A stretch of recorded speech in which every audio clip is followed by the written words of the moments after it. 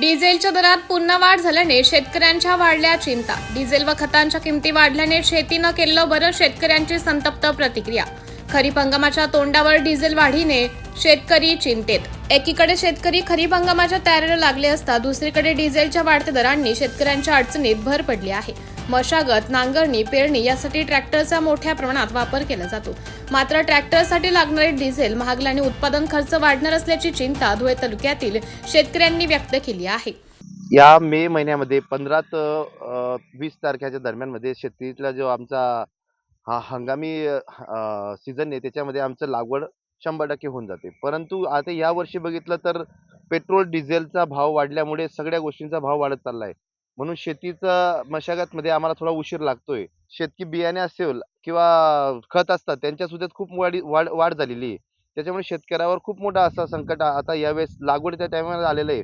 आणि बघायला गेलो तर त्याच्या पुढे भाव आम्हाला मिळतो का नाही मिळतो हे मोठं संकट सुद्धा आता आमच्या समोर आहे। म्हणून शेतकरी चिंतित आहे की शेती करायची का नाही करायची, हा मोठा आता संकट आहे। सरकारकडे विनंती आहे की शेतीसाठी काहीतरी नवीन उपाययोजना करावी का जेणेकरून शेतकरी हा आपली शेत मशागत सुरळीतपणे करता यावी आणि त्याला भाव सुद्धा चांगला मिळावा, एवढीच आम्ही सरकारला विनंती करतो। यावर्षी रब्बी हंगामात अवकाळी पाऊस आणि गारपिटीमुळे मोठ्या प्रमाणात नुकसान झाले होते। त्या नुकसानीतून सावरण्याचा प्रयत्न करत शेतकरी खरीप हंगामाकडून अपेक्षा ठेवून आहेत। मात्र अशातच डिझेल दरवाढ झाल्याने आर्थिक गणित बिघडले आहे। सरकारने डिझेल वाढ कमी करून शेतकऱ्यांना दिलासा द्यावा, तसेच खतांच्या किमती नियंत्रणात आणाव्यात अशी मागणी शेतकरी वर्गातून होत आहे। MDTV न्यूजसाठी जिल्हा प्रतिनिधी माहेश्वरी शिसोदे, धुळे।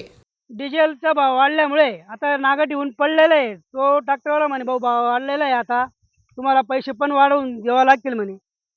मग आता माझा असा प्लॅन आहे ते शेतीच पडीत ठेवावं लागेल, कारण डिझेल पेट्रोल वाढलेलं आहे।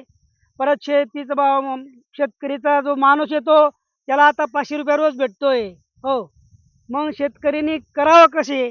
त्याच्यामुळे आता ते पडीत वाढ ठेवून ते पुरवडेल आपल्याला, कारण सरकार पण भाव वाढवतोय डिझेलचा। त्याच्यामुळे मग असे वाटतं काय झालं, औषध प्यावं का काय करावं?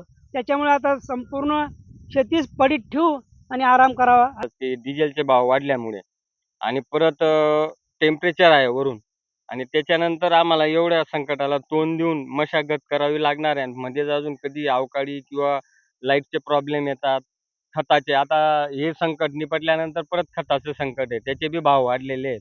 आणि आमच्या घरात आता आज मक्की, गहू वगैरे काही नाही आहे, पण आता भाव वाढलेले आहेत। जेव्हा आमच्याकडे माल उपलब्ध असतो तेव्हा सरकारच्या याच्यामधून भाव भेटत नाही, मार्केटमध्ये भाव कमी असतो, आणि ते पण एक अजून संकट असतं। तर शेती करायची कशी ही कधी कधी आम्हाला चिंता होऊन जाते। त्याच्यासाठी सरकार, मायबापने याच्यावर लक्ष द्यायला पाहिजे, काहीतरी ठोस पाऊल उचलायला पाहिजे, जेणेकरून शेतकऱ्याच्या आर्थिक परिस्थितीला हातभार लागेल, ही माझी सरकारकडे विनंती।